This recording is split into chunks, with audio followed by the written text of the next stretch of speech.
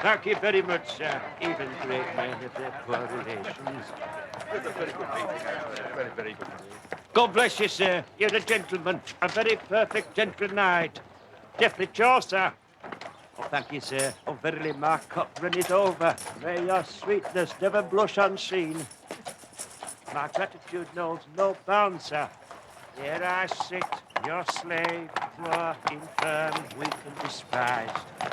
William Shakespeare. Oh, you're a gentleman, sir, and so was he. Blessed are the poor in spirit, sir.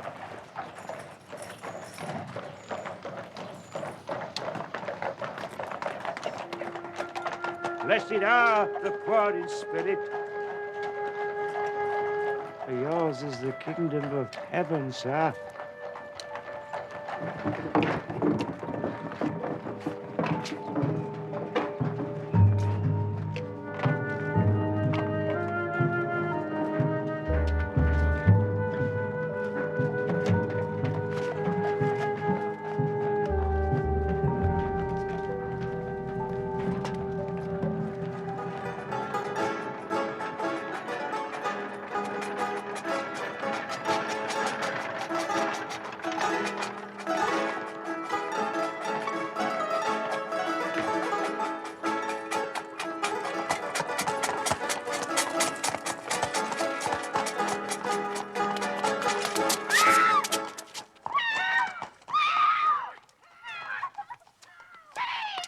But we arranged it 2 weeks ago.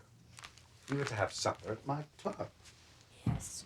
He did mention it to me this morning. It was just before the lady called. Lady? Which lady?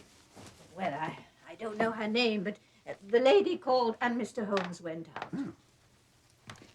In that case, I should take advantage of an early night. Oh, I must answer the door. Of course. Might be a clue.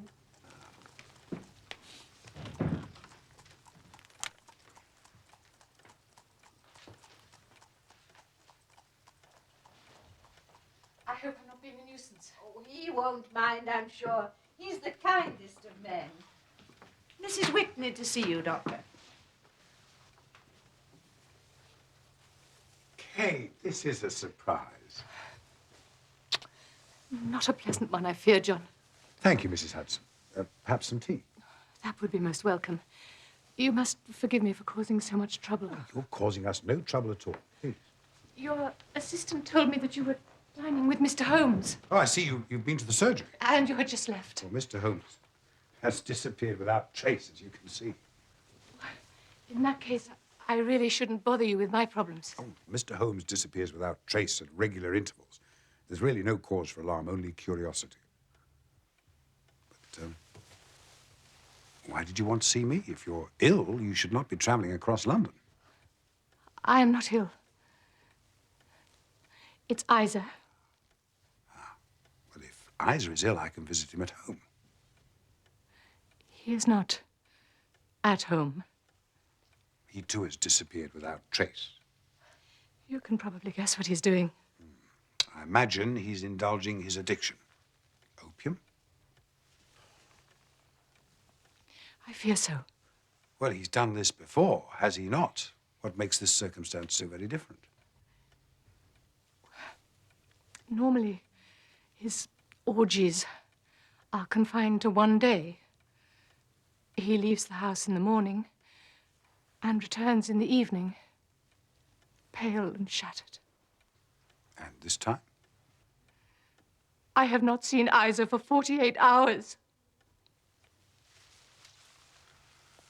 Have you the remotest idea where he might be? There is an establishment called the Bar of Gold in Upper Swandam Lane. I believe he is there. But I dare not go there alone. Oh, no respectable woman would go within 100 miles of that vile alley unaccompanied. Will you come with me? No. Oh, but... No, I shall go there on my own. You will go home, and if your husband is where you think he is, I guarantee to have him back with you within 2 hours. Though I dare not imagine what state he'll be in. Your tea, Doctor. My apologies, Mrs. Hudson. I shall not require tea. I'm going out. But Mrs. Whitney will take tea. And what am I to tell Mr. Holmes should he return? Tell him I've disappeared without trace.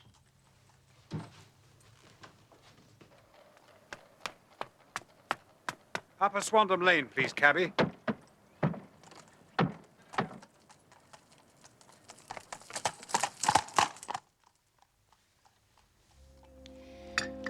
I sometimes wonder whether men ever really truly grow up. They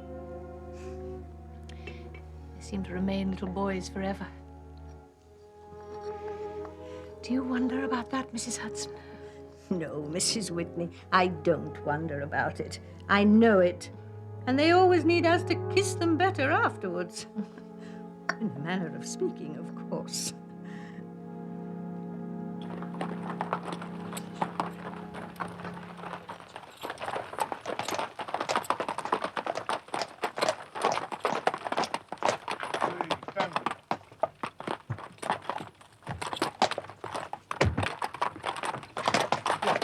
Stay close by. Right, sir.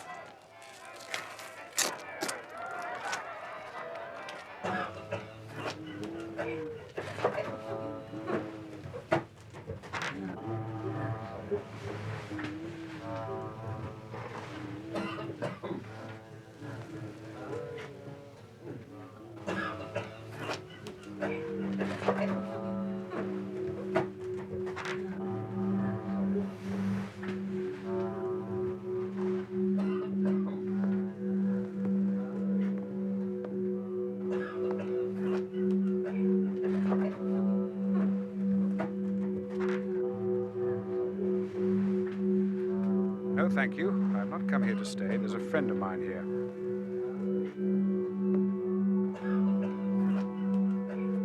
I just wish to speak to Mr. Isa Whitney.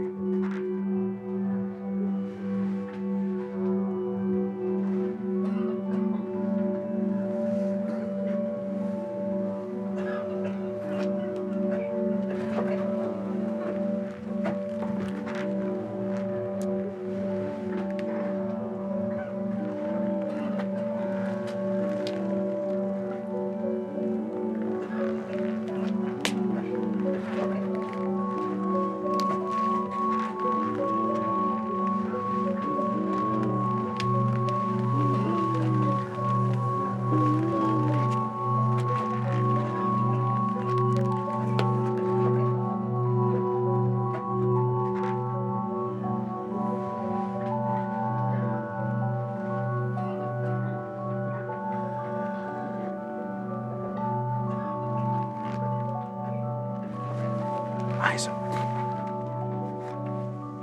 My God. What's it? What's the time? It's 11. What's the day? Friday the 19th. I thought it was Wednesday. It is Wednesday. You're trying to frighten me. Your wife has been waiting for you to return home for 2 days. 2 days, surely not. A few hours, perhaps. 3 pipes, 4 pipes. I forget.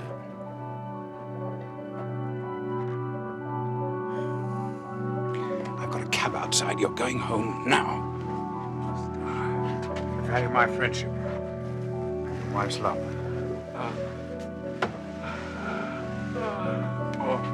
Okay. Come on. I have to pay. I have the manager. Monday. You have to pay for your own destruction. I'll see to it. Just get out of this dreadful place.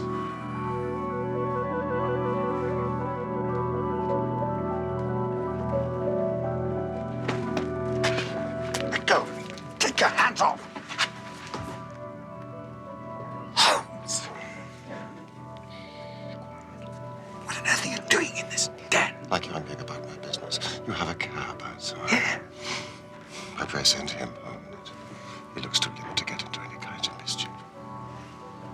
I'll see you in 5 minutes.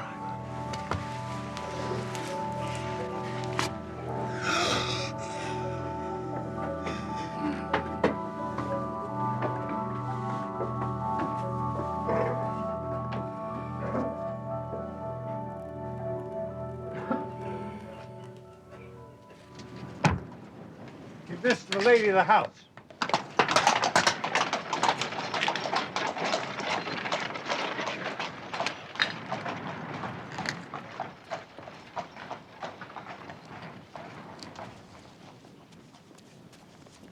Holmes!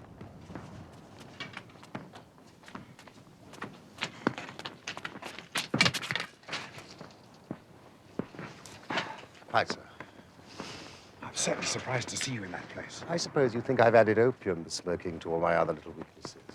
I merely said I was surprised to see you there. As indeed I was to see you. I was searching for a friend. And I felt an enemy. An enemy? Had I been recognized in that place, my life would not have been worth an hour's purchase. John! I'm in the midst of the most remarkable inquiry. I hope you're not smoking a substance in that pipe, Holmes. Only to the extent necessary to merge with the surroundings. I'm off to Lee, in Kent. Are you coming? Of course.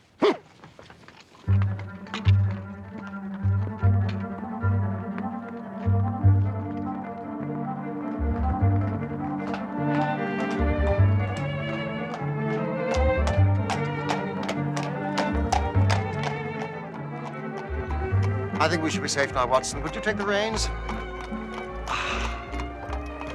Where exactly are we going? The Cedars, a lovely villa near Lee in Kent. May I ask why I'm going to Lee in Kent? In the middle of the night on a Friday in March? Because you are my trusty comrade and my loyal chronicler, I may need both. Here are the facts, as I understand them. Several years ago, there came to Lee in Kent a gentleman by name Neville St. Clair. He took a large villa, the Cedars, and about a year later married the daughter of a local brewer. They have 2 small children. He has interests in several companies and travels to the city every morning, returning by the 5:14 train from Cannon Street every night. He is a man of temperate habits, a good husband, an affectionate father, and is popular with all who know him. His debts, as far as we can ascertain, amount to £88 and 10 shillings, while he has £220 to his credit in the Capital and Counties Bank. Therefore, there is no reason to think that money troubles have been weighing him down. A veritable paragon. Watson, there's a hint of skepticism in your voice, which does you no credit. I expect Mrs. Sinclair came to you saying that her husband had disappeared. Exactly. Well, it seems to be a continuous thread in life's fabric. Watson, what is this? I shall ignore your air of resignation to the world's frailties and continue. Right. Oh, please, do. On Monday, St. Clair left for the city as usual. Before he left, he promised that he would bring home a box of building bricks for his children.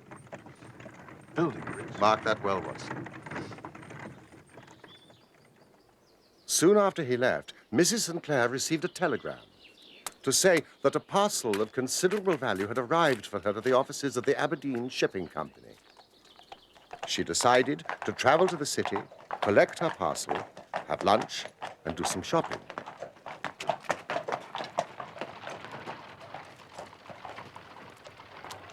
It was by chance that she found herself in Upper Swandam Lane, that same vile alley that we both visited this evening, Watson. And it was at this point that something quite singular took place.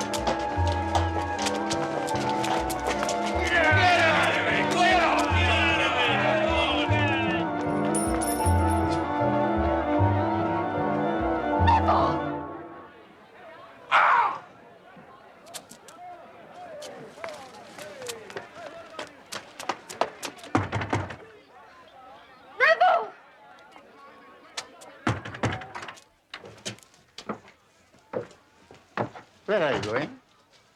I'm going upstairs. There's nobody upstairs. I saw my husband waving from an upstairs window. There is nobody upstairs. I saw him. I know my own husband. What's he doing here? There is nobody upstairs. Oh! Neville! They threw her out. They did. Blackguards. The Malay and the Lascar, who owns the establishment. A man of the vilest antecedents and a murderer into the bargain. A murderer, yet he goes free. The rear of the building backs onto the river. There's even a convenient trapdoor for the disposal of bodies. Why don't the police arrest these two navvies? Watson, the police have arrested a cripple. There's so much more yet to tell you, but here we are at the scenes. Thank you.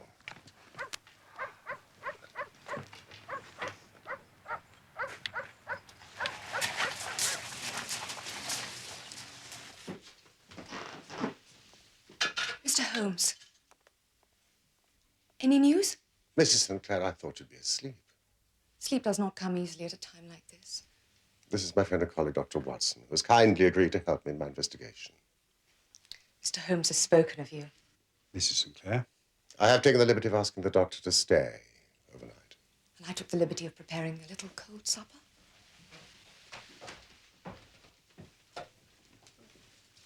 Dr. Watson, you take my place. Oh, no, really, Watson, Mrs. Sinclair is a very strong-willed woman. You refuse her at your peril. Thank you. Now, Mr. Sherlock Holmes, before we eat, I should like to ask one or two plain questions to which I should like plain answers. Certainly, madam. Do you, in your heart of hearts, think that Neville is still alive? Frankly now, I'm not hysterical, nor am I given to fainting. Frankly, then, I do not. You think he is dead? I do. Murdered? I don't say that. Perhaps. And on what day did he meet his death? On Monday. So then, how do you explain that I received a letter from him today, being Friday?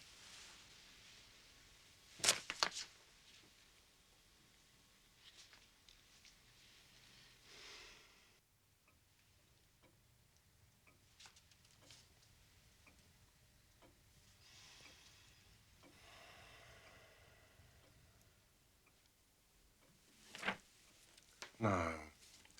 Mrs. Sinclair, I wonder if you would do me a favor. By all means. I have told Dr. Watson what happened up to the moment when you were ejected from that building. Would you tell us what happened subsequently, please? For Dr. Watson's benefit? And for mine. I, too, have to re-examine the facts as we know them. Now, if you're not too tired. Of course. As you may imagine, I do not take kindly to being forcibly removed from a building. I sought and found police help. 2 constables and Inspector Bradstreet. Bradstreet. And then you returned to the building. Yes. The period of time between these 2 visits was? About 20 minutes. By the time we returned, the door was unbolted. Though I'm sure the Lascar had bolted it when I left earlier. I want to look at your upstairs rooms. There's nobody there. There's nobody there. You can't object if I look. You 2 men stay here.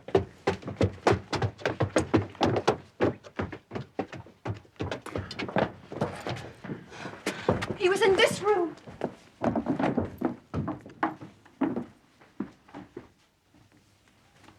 Time and again, I tell you, there's nobody here.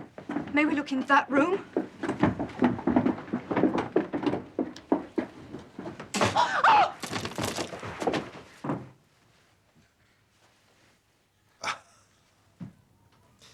You mustn't be worried by this gentleman, Mrs. Sinclair. He is an old friend of the constabulary. You know, Inspector, according to W.S. Gilbert, a policeman's lot is not a happy one. Mr. Boone is a professional beggar. No, not a beggar. An honest trader. Does this man lodge here? Yes? You told me nobody lived here. Madam, a beggar is nobody. If you prick us, do we not bleed? Shakespeare, Mr. Boone. I know that one. You've told it to me before. Inspector! The River Thames, Mrs. Sinclair. And a large window. Mrs. Sinclair, a window and a river in close proximity does not automatically mean violent death.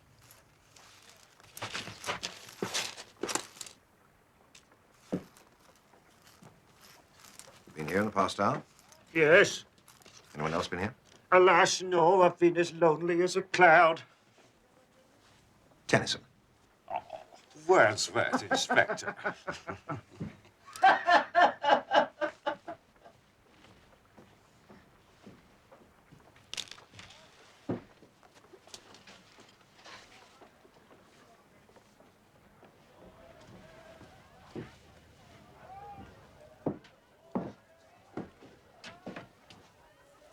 He was standing here. I saw him. Mrs. Sinclair, there is no evidence to suggest that he was ever here.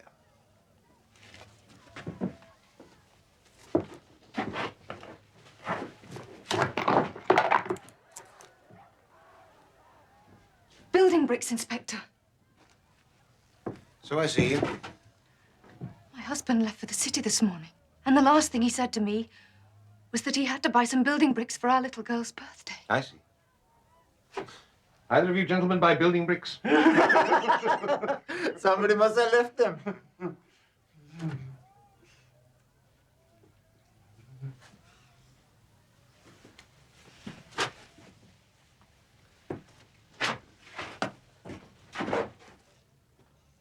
And these are my husband's clothes. Shall I describe them to you in detail as you examine them? My husband's tailor's name is Smart, if you care to examine the label.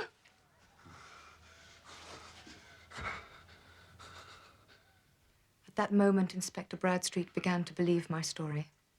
He and his men made an extensive search of the building. They found a blood stain upon the windowsill. They searched the Malay, the Lascar, and Boone, but found nothing. They failed to find my husband's overcoat. Overcoat? The one item of clothing that was not accounted for. Until low tide.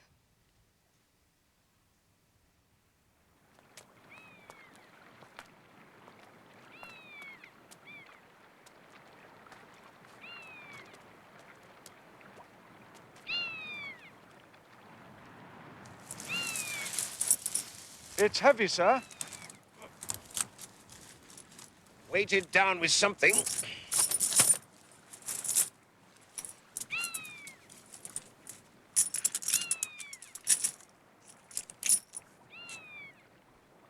There were 421 pennies, 270 halfpennies stuffed into every pocket of the overcoat. Your conclusion, Watson. Speak freely, Dr. Watson. I've lived with every possibility this past week, however hideous. Well, the murderer must have been Boone the beggar. Who else could have access to such a vast number of pennies and halfpennies? That is the conclusion reached by the police. They've arrested Boone. He is presently in Bow Street Police Station. Even though my husband is still alive.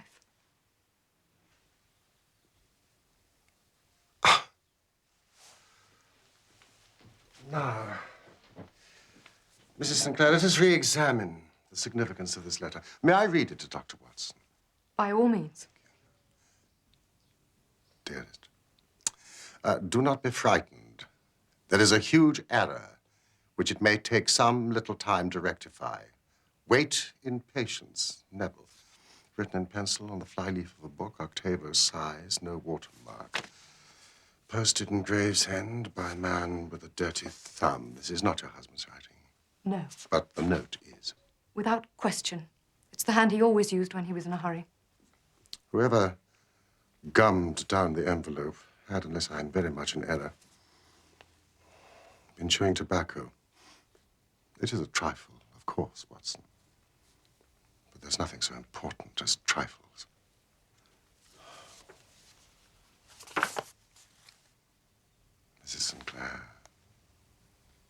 was an enclosure.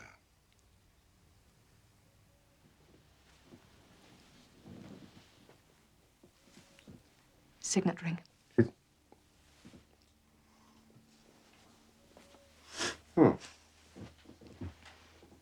Mrs. Sinclair, has your husband ever spoken of the bar of gold in Upper Swandam Lane? Never. I suspect that Dr. Watson has a question to put to you. This is a difficult question to ask, Mrs. Sinclair, but has your husband ever shown any signs of taking opium?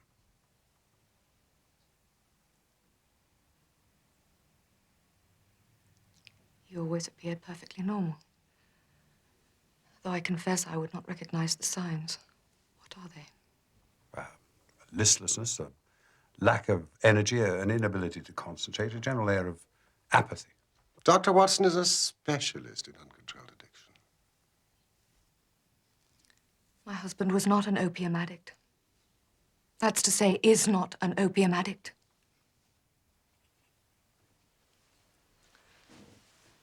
Mr. Holmes, I know you think my husband is dead. I fully realize that letter could have been written on Monday and only posted today. I know the circumstances as they have been described lead to the inescapable conclusion that he has been murdered. But equally, I know that he is alive. There is such a keen bond of sympathy between us. I should know if evil came upon him.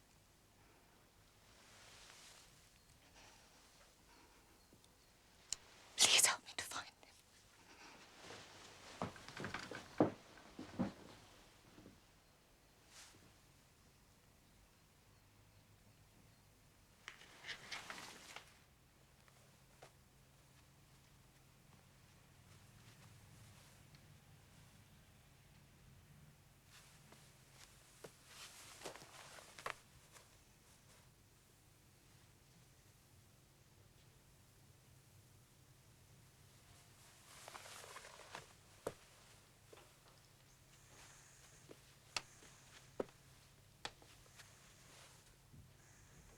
Watson, if Neville Sinclair is alive and well, why doesn't he come home and demonstrate the fact? Well, presumably because he's not alive and well. Yes, but this letter Could have been written at any time, perhaps under duress. It could even be a skillful forgery. and the signet ring? Easily removed, especially if the victim is dead. Indeed. Proceeding on the hypothesis that Neville Sinclair is dead, how did he meet his death? Well, clearly he was murdered. By whom? Well, the police think it was this chap Boone. I see no reason to disagree with the police. Except... Except what? You say he's a cripple. Yes. How severe is his disability? It's only a slight limp. Well, my medical experience tells me that when there is a weakness in one limb, it's very often compensated for by exceptional strength in the others. You're not convinced? This man is a professional beggar. He's well known in the city. He's well liked in the city. I've seen him many times. He has a remarkable faculty for repartee with which he delights his many clients. Well, he sounds harmless. Why, therefore, did the police arrest him rather than the Lascar? That is the very question that I put to Inspector Bradstreet.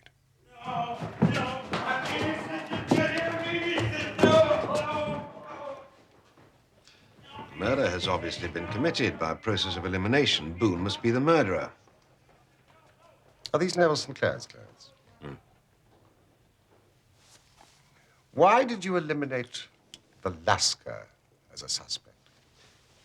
Because Mrs. Sinclair saw her husband in an upstairs window, apparently in the middle of a struggle. She went to a downstairs door and was confronted by the Lascar. While they were conversing, or to be more precise, while the Lascar and his assistant were ejecting Mrs. Sinclair from the building, the fight was proceeding upstairs, leading, as we now know, to the death of Neville Sinclair. A 21st birthday present. A man of meticulous habits, no scratches. What was the motive in killing Sinclair? That remains to be established.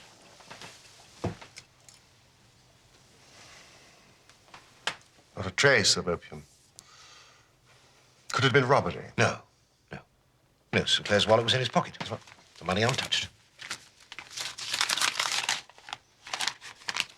How'd you explain the coins in the overcoat? I cannot truly answer that, Mr. Holmes. Let me try. Boone kills St. Clair. He removes the outer garments, hoping to capitalize on them and their contents. He lifts the body, carries it across the room, forces it through the open window, hence the abrasion. Blood upon the windowsill. He releases it into the river. Where it's sucked away by the tide. In the midst of this activity, he hears the scuffle downstairs as Mrs. St. Clair tries to force her way in. There's not a moment to be lost. Must dispose of the clothing.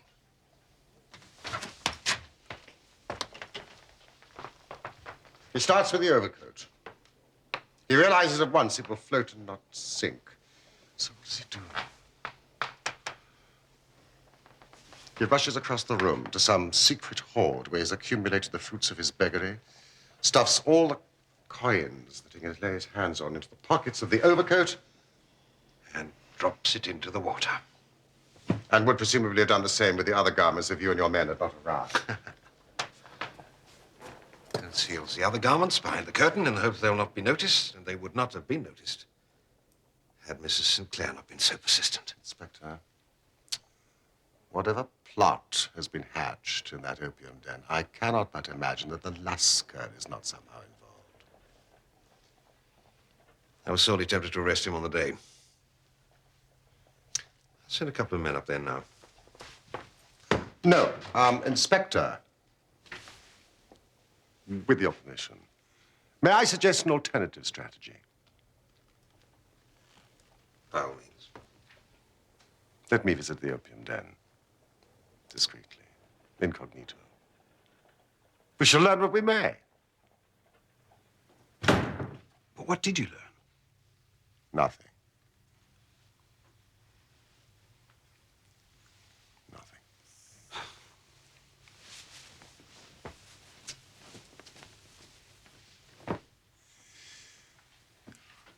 Everybody, as far as I can ascertain, appears to be telling the truth. I cannot see an overall pattern. Can you see a pattern, Watson? Oh, I see no pattern. But I do see a woman who, despite all objective circumstances, still believes that her husband is alive. And you've said on many occasions that the impression of a woman may be more valuable than the conclusion of an analytical reasoner.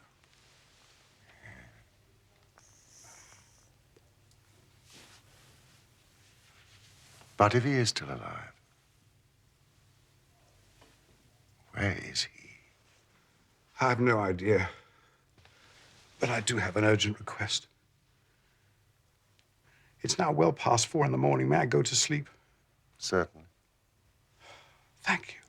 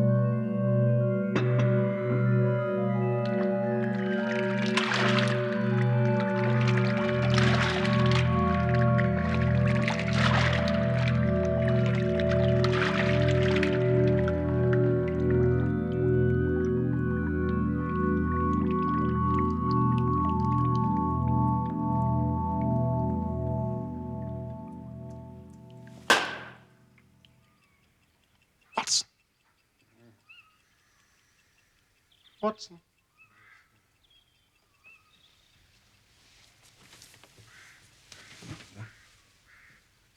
What time is it? Dawn.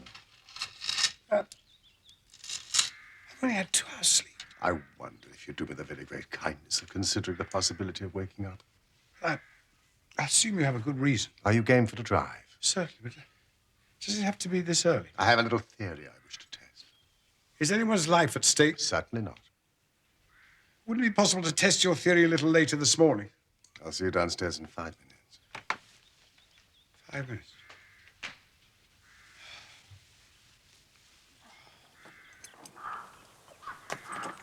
Come on, Nelson.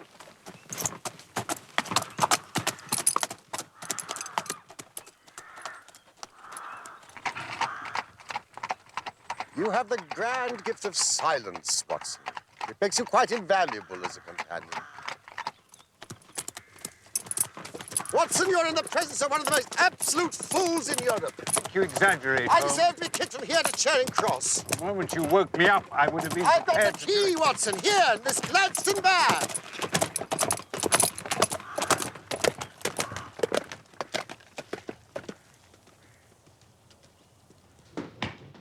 Good morning, gentlemen. Watson, I confess I've been as blind as a mole. But it's better to learn wisdom late than never to learn it at all. Bradstreet.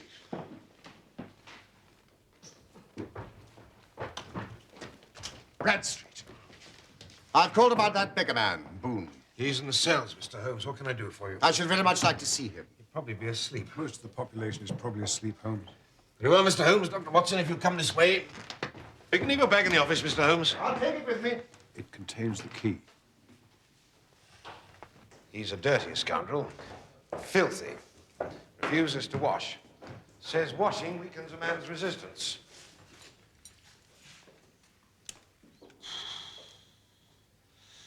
Asleep. He's a beauty, isn't he? Inspector, would you do me the great goodness of opening the door as quietly as possible?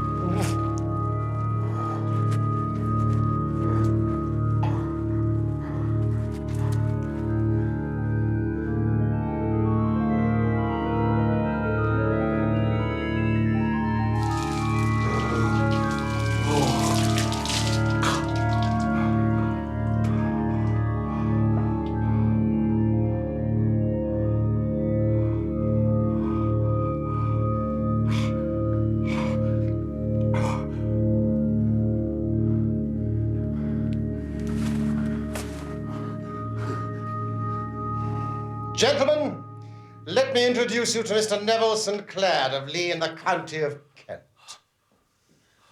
Great heaven. It is true. And pray, what am I being charged with? Charged with making away with Mr. Neville St. Clair. Making away with myself? I've been in the force for 27 years. This takes the cake. But since it is obvious that no crime has been committed, I am illegally detained. My strength is as the strength of 10. Because my heart is pure. Alfred Lord Tennyson.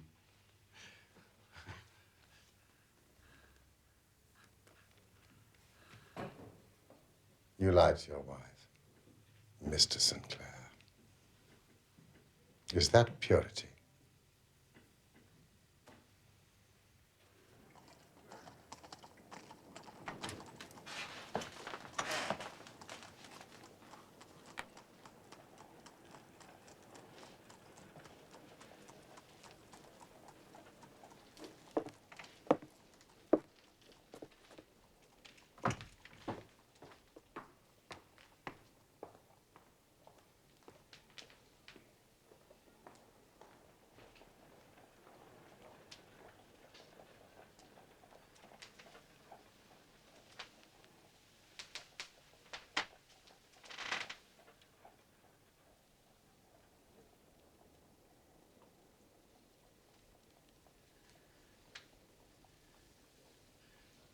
Let it be understood that I would have endured imprisonment, even execution, rather than reveal my miserable secret to my wife and children. All is now revealed, Mr. Sinclair. So be it. My father was a schoolmaster in Chesterfield. I received an excellent education, traveled, took to the stage, and finally became a reporter on a London newspaper. One day, my editor wished to have a series of articles upon begging in the metropolis, and I volunteered to supply them. So you became a beggar? Yes. And your experience as an actor must have proved invaluable. Yes. Exactly. Yes, I painted my face to make myself look as pitiable as possible. I manufactured frightening scars. I twisted my lip with the aid of a piece of flesh-colored plaster. And then with a dark wig and appropriate clothing, took my position in the busiest part of the metropolis. Ostensibly as a match seller, but yes, really as a beggar. And you did well. Yes. In one day, I took 26 shillings and 4 pence. I wrote my articles for the newspaper. My editor was delighted, and I thought no more about it. Until one day, I backed a bill for a friend of mine and had a writ served on me for £25. Well, I was at my wit's end. I mean, what could I do? And then suddenly an idea came to me. I asked for a fortnight's holiday from my employers and spent the time in the city, begging. In 10 days, I had the money and was able to pay back the debt. That was when I fell into the trap. How much were you earning from the newspaper at this time? £2 a week. Far less than begging. Yes. During the last few years, I have earned on average at least £700 a year. But that's a gentleman's income. Calmly, Bradstreet. I think it is pertinent to say that Mr. Sinclair is no ordinary beggar. People do not expect a beggar to quote extensively from Shakespeare, Mr. Dickens, the Bible, or the latest popular songs. An aristocrat among beggars. Well, it is not for me to claim such a distinction, but as the inspector rightly observes, I had a gentleman's income, so I proceeded to live like a gentleman. I bought a villa in Kent. I married a beautiful and respectable woman. And every morning I traveled to my business in the city. You must have been embroiled with the Lascar by this time. Yes, I paid him a generous rent for the use of his upstairs rooms. My secret was safe with him. I fell among thieves, but found honor of a sort. You see, every morning I would emerge as a squalid beggar, and every evening transformed into a gentleman. Tell us about Monday. I had finished for the day and was dressing in my room above the opium den. And suddenly I looked out of the window. to my horror and astonishment, there was my wife in the street, her eyes fixed full upon me. Neville! I ran along to try and find Lasker. You must not let her in. I'll say there's nobody upstairs. She may return with the police. I'll tell him there is nobody upstairs. Mr. Boone will be upstairs. Ah, Mr. Boone is a lodger. He has a right to be upstairs. Neville! I then became Boone, the beggar once more. And then it occurred to me that there might be a search of the room, and that my clothes might betray me. So I picked up my coat, which was weighed down with the coins that I had just transferred from my leather bag, in which I carried my takings. The rest of my clothes would have followed, but at that moment, the police arrived.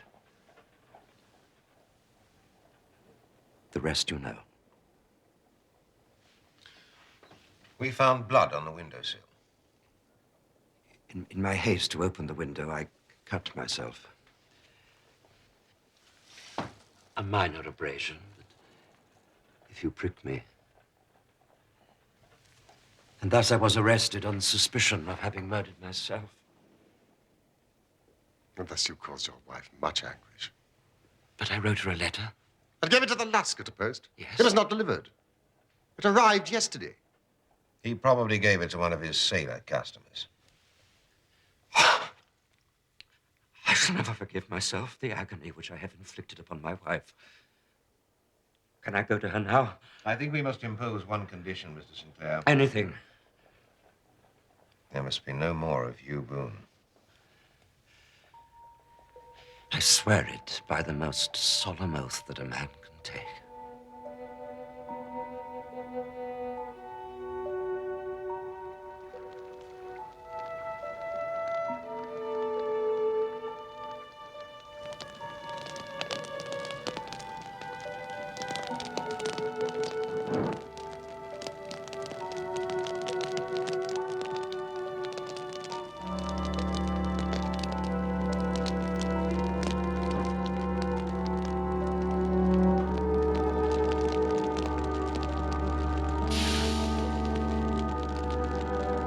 Farewell, sweet Boone.